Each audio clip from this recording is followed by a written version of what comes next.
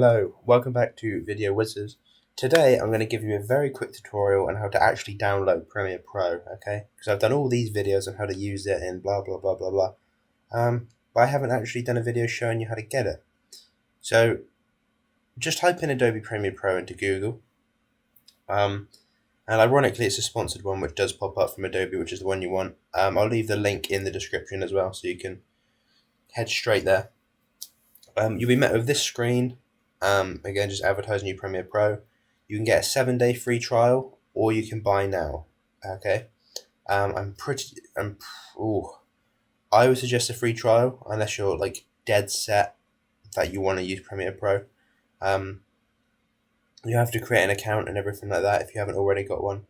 But let's show you just how to buy it outright. So you press buy now. You come to this screen. As again, you can read it all. I doubt I need to read this for you. The cheapest one is of course yearly build up front, but you're not saving that much compared to yearly build monthly, to be honest. It's just monthly where you're really kind of spending more money. So pick which one you want. I would advise these two if you can. Let's just go build monthly for the year. Press continue.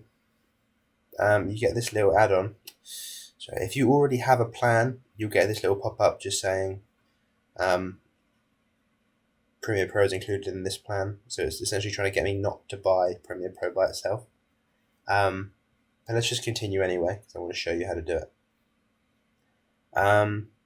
They might offer you something additional. I got the Adobe Stock, which is like their free use stock footage kind of thing.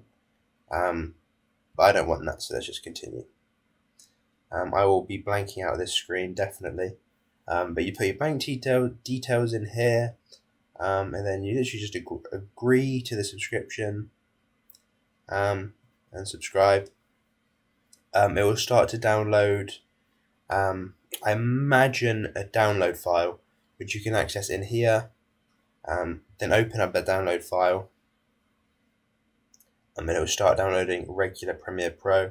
Once that's downloaded, head into your files, head on over to downloads, and Premiere Pro and the download file will pop up in here. And you want to just use Premiere Pro. The download file you can just delete now, there's no point in having it. And that is literally it. Thank you very much for watching. Have a great rest of your day.